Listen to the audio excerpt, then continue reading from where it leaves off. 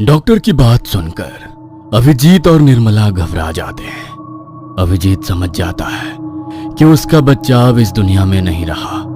वही निर्मला की आंखों से तो आंसू गिरने लगते हैं। आप चुप क्यों हैं? बोलिए ना, ऐसी क्या बात है? मेरी बहू और बच्चा ठीक तो है ना? काश मैं ऐसा कह पाता। गुंजन ने अपना बच्चा खो दिया है, लेकिन हैरानी की बात यह है कि हमें गुंजन के गर्भ में बच्चे का एक भी चिन्ह नहीं मिला। ऐसा कैसे हो सकता है? ऐसा लग रहा है जैसे वो कभी प्रेग्नेंट थी ही नहीं। मुझे तो ये बुद्धि बिल्कुल समझ में नहीं आ रही। मुझे उम्मीद है कि आप लोग मुश्किल समय में गुंजन के साथ खड़े रहेंगे। ये आवाज कैसी? कहीं गुंजन? सब लोग भागते हुए गुंजन के कमरे में पहुंचे तो देखा कि गुंजन पागलों की तरह बिस्तर पर रखे कंबल और तकियों को फाड़ रही है और जोर जोर से चीख रही है। मेरा बच्चा, मेरा बच्चा, मेरा बच्चा कहाँ है? मैं सब बर्बाद कर दूंगी। मैं अपने बच्चे को कुछ नहीं होने दूंगी। गुंजन की ये हालत देखकर अभिजीत की आंखों से आंसू छलक आते हैं और वो भागकर उसे गले लगाने की कोशिश करता है। गुंजन शांत हो जाओ, सब ठीक हो जाएगा। प्लीज मेरी बात सुनो। अभिजीत के गले लगाते ही गुंजन चीख चीख कर रोने लगती है। अभिजीत, अभिजीत, मेरा बच्चा, ये सब मेरे बच्चे के कातिल हैं। मैं इन्हें जिंदा नहीं छोड़ूंगी। अभिजीत, गुंजन को अभी सख्त आराम की जरूरत है। मैं इसे बेहोशी का इंजेक्शन लगा देता हूँ। नर्स कमरे में आती है और जबरदस्ती गुंजन को बेहोशी का इंजेक्शन लगा देती है। अब गुंजन शांत हो चुकी थी। सबने उसे आराम करने के लिए कमरे में अकेला छोड़ दिया। गुंजन की इस हालत का जिम्मेदार मैं ही हूँ। मुझे उसे अकेला छोड़ना ही नहीं चाहिए था। ये तो क्या बोल रहा है बेटा? ये सब तेरी वजह से नहीं, बल्कि उस श्राप की वजह से हो रहा है जो भीलवाड़ा को बर्बाद कर चुका है। मुझे तो लगा था कि वो सारी बातें झूठी थी, मगर आज सब सच देख लिया। अब बस भी करो माँ। आज के जमाने में भी श्राप और भूतों जैसी बातों पर यकीन करते हो। ये सब कुछ नहीं होता। मुझे तो लगता है कि गुंजन को कोई बीमारी हुई है। इस वक्त उसकी मानसिक स्थिति बिल्कुल ठीक नहीं है। मुझे सावित्री को बुलाना ही होगा। वही है जो गुंजन को संभाल सकती है। ये दिल्ली है, जहाँ के एक बड़े अस्पताल में सावित्री काम करती है। वो एक मनोवैज्ञानिक है और ऐसे कई केसेस को साइंस की मदद से हैंडल करती है जिन्हें ये दुनिया भूत का नाम दे चुकी है। सावित्री भूतों में यकीन नहीं करती है। वो इस वक्त कुछ मनोवैज्ञानिकों के साथ एक मीटिंग कर रही थी कि तभी उसके पास किसी का कॉल आता है। क्या? ये कैसे हो सकता है? भाभी कैसी हैं? हाँ, आप बिल्कुल मत कीजिए, मैं कल ही पहुंचती हूँ। क्या हुआ सावित्री जी, सब ठीक तो है ना? जी हाँ, सब ठीक है। सॉरी, पर मुझे एक अर्जेंट केस मिला है तो मुझे जाना होगा। सावित्री ट्रेन से उतरती है। वो अपने हाथ में एक बैग पकड़े हुए गांव की तरफ बढ़ रही है। रास्ते में लोग उसे अजीब निगाहों से देखते हैं। गांव की गलियों में गहराती खामोशी और हल्की हवाओं का शोर माहौल को और रहस्यमयी बना रहा है। भीलवाड़ा अभी भी नहीं बदला। वही पुरानी सड़कें, डरे हुए लोग और एक अजीब सी खामोशी। न जाने क्यों मैं जब भी यहाँ आती हूँ मुझे कुछ अजीब वाइब्रेशंस महसूस होती हैं। सावित्री कई सालों बाद अपने गांव लौट रही थी। पिछली रात उसे अपने परिवार से गुंजन के अजीब बर्ताव के बारे में खबर मिली। ये खबर सुनकर उसके मन में कई सवाल उठे जिनका जवाब वो खुद ढूंढने के लिए यहाँ आई थी। सावित्री, सावित्री, तुम आ गई। मुझे पता था तुम आओगी। तुम ही मेरी मदद कर सकती हो। गुंजन के चेहरे पर थकावट और डर साफ झलक रहा था। वो सावित्री को देखते ही गले लग गई।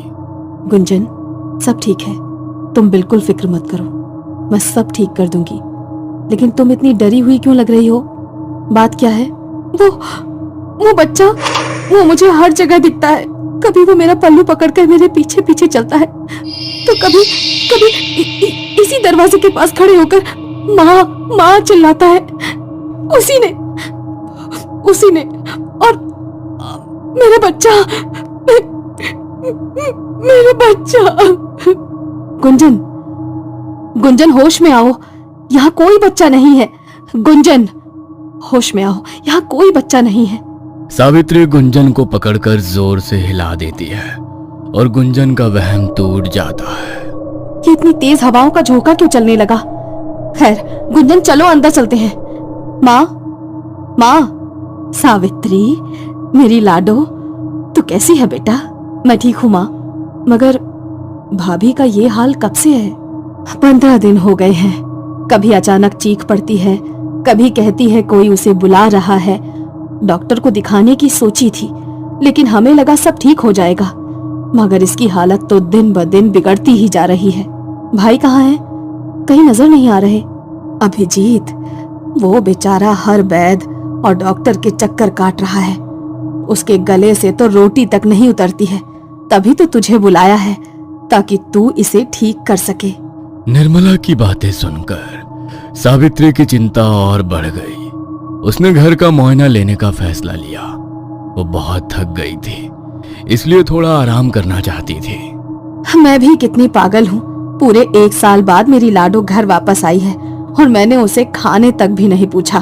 तू ये सब छोड़, जाकर अपने कमरे में आराम कर। मैंने तेरी पसंदीदा दाल बाटी बनाई है, लाती हूँ। हाँ, मेरा कमरा, कितना सुकून मिलता है अपनी पुरानी चीजों को देखकर। लेकिन ये रोने की आवाज कहाँ से आ रही है? सावित्री अपने कमरे में बैठी थी, लेकिन गुंजन के कमरे से आती सिसकियों ने उसे बेचैन कर दिया। उसने तुरंत कमरे की ओर रुख किया। दरवाजा खोलते ही उसे भीतर का भयावह दृश्य दिखा। सावित्री, तुम आ गई, मुझे बचा लो, मुझे कुछ हो रहा है। गुंजन पलंग पर बैठी थी, लेकिन उसकी आंखों में एक अजीब सी घबराहट और थकावट साफ झलक रही थी। उसका चेहरा पीला पड़ चुका था और वो अपने हाथों को बार बार देख रही थी, जैसे कुछ छूट गया हो। भाभी, ये क्या हाल बना रखा है? तुम इतनी घबराई हुई क्यों हो? सावित्री ने गुंजन के पास जाकर उससे बात करने की कोशिश की, लेकिन गुंजन के चेहरे पर डर और बेचैनी थी। उसके शब्द बिखरे हुए और असमंजस भरे थे। मेरा बच्चा, मैंने उसे देखा था, वो मुझे पुकार रहा था। गुंजन, इस कमरे में कोई नहीं है। देखो, यहाँ सिर्फ मैं हूँ और तुम्हें डरने की बिल्कुल जरूरत नहीं है। तुम खुलकर मुझे बता सकती हो, क्या तुम किसी के दबाव में आकर ये सब कर रही हो? नहीं, वो अभी भी यही है। वो तुम्हें देख रहा है। उस रात जब मैंने परछाई देखी, उसने मुझे बुलाया। वो बच्चा, उसने कहा, माँ मेरे पास आओ। और फिर खून, लाल कदमों के निशान। वो आएगा, वो रात को जरूर आएगा। क्या? लेकिन भाभी, ये कैसे हो सकता है? तुमने कहा था कि तुम्हारा बच्चा गायब हो गया। फिर ये बात तुम नहीं समझोगी सावित्री। वो मेरे साथ है, हर जगह। उसकी आवाज, उसकी परछाई, वो हर रात आता है। कभी मुझे बुलाता है, कभी रोता है। गुंजन का शरीर कांप रहा था। वो अपने पैरों को घुटनों से लपेटे बैठी थी, जैसे किसी अदृश्य शक्ति से बचने की कोशिश कर रही हो। सावित्री ने उसकी नब्ज जांची। भाभी, तुम्हें आराम की जरूरत है। मुझे लगता है ये सब तुम्हारे दिमाग का भ्रम है। मैं यहाँ हूँ, सब ठीक हो जाएगा। सब ठीक नहीं होगा सावित्री, तुम नहीं जानती। ये सब कालिंदी का काम है। वो मुझे ले जाएगी। उसने कहा है, तेरे बच्चे की जगह अब तुझे जाना होगा। कालिंदी? कौन कालिंदी? भाभी, ये सब तुम्हारे दिमाग की उपज है। तुम्हारे दिमाग पर गहरे सदमे का असर हुआ है। तुम आराम करो, मैं तुम्हारे लिए कुछ दवाई लाती हूँ। दवाई काम नहीं करेगी सावित्री, मैं श्रापित हूँ। ये सिर्फ शुरुआत है। भाभी, ये सब क्या बड़बड़ा रही हैं? बच्चा, लाल निशान, और अब ये कालिंदी कौन है? सावित्री समझ गई कि ये कोई साधारण समस्या नहीं है। उसने अपने बैग से अपनी नोटबुक निकाली और गुंजन के लक्षण लिखने लगी। हर छोटी बड़ी बात वो दर्ज कर रही थी। इसका मतलब गुंजन जिससे डरती है वो रात को आएगा, और आज रात मुझे चौकन्ना रहना होगा। मुझे कोई ना कोई सुराग जरूर मिलेगा। रात गहरी हो चुकी थी। घर के सभी लोग सो चुके थे, लेकिन सावित्री को नींद नहीं आ रही थी।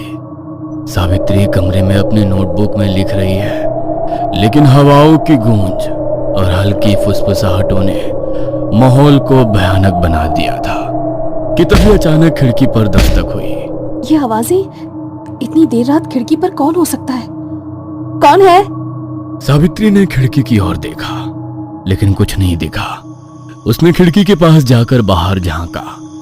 आंगन में हल्की हल्की धुंध फैली हुई थी। तभी उसे वहां पर एक परछाई दिखी। ये कौन हो सकता है? इस वक्त बाहर कौन है? जैसे ही उसने ध्यान से देखा, वो परछाई घर के पुराने मंदिर की ओर बढ़ने लगी। बिना किसी हिचक के सावित्री ने दरवाजा खोला और उसके पीछे पीछे चल दी। मंदिर तक पहुंचने पर उसने देखा कि दरवाजे पर लाल कदमों के निशान थे। खून जैसा लगने वाला द्रव्य नीचे बह रहा था। सावित्री ने झुककर उसे छूना चाहा, लेकिन तभी माँ, मेरे पास आओ माँ। सावित्री ने देखा कि मंदिर के भीतर दीवारों पर खून से बने अजीब चिन्ह थे। वहां एक पालना था जो धीरे धीरे हिल रहा था। कौन है यहाँ? कौन ये सब कर रहा है? जवाब में सिर्फ सन्नाटा था। सावित्री ने कदम बढ़ाया और जैसे ही उसने पालने के भीतर झांका, उसे वहां एक कंकाल दिखा। बच्चे के कंकाल का एक हाथ उसकी ओर बढ़ा हुआ था। नहीं, ये सच नहीं हो सकता। सावित्री पीछे हटने लगी, लेकिन तभी मंदिर के दरवाजे जोर से बंद हो गए। वो भागने की कोशिश कर रही थी जब उसकी आंखों के सामने लाल रोशनी चमकी। मंदिर में अचानक एक चेहरा प्रकट हुआ। ये कालिंदी का चेहरा था। उसकी आंखें गुस्से और दर्द से जल रही थी। वह सावित्री की ओर बढ़ रही थी। ये श्राप मैंने दिया है, लेकिन ये दर्द तुम सब ने मुझे दिया था। अब कोई इसे नहीं रोक सकता। सावित्री ने अपने पूरे दम से चीख मारी और दरवाजा खोलने की कोशिश की। किसी तरह वो बाहर निकली और भागकर घर पहुंची। उसकी सांसें तेज चल रही थी। तुम भी देखाई है ना? अब तुम जान गई कि ये सब सच है। गुंजन के साथ घर के बाकी लोग भी बाहर आ गए। सावित्री का शरीर मानो जम सा गया हो। उसकी बोलती बंद थी। क्या हुआ सावित्री? तुम यहाँ आंगन में क्या देखा तुमने? कुछ बोलती क्यों नहीं? सावित्री, चुप क्यों हो? माँ कुछ पूछ रही है। वो कालिंदी कालिंदी। सावित्री को अब एहसास हो गया था कि ये घटना सिर्फ कल्पना नहीं थी। वो गुंजन की बातों पर यकीन करने लगी, लेकिन सवाल ये था कि क्या वो घर वालों को सच बता पाएगी? आखिर कौन है ये कालिंदी और क्या श्राप दिया है उसने भीड़ वाला को? सावित्री कैसे पहुंचेगी कालिंदी तक? जानने के लिए सुनते रहिए कालिंदी की श्राप।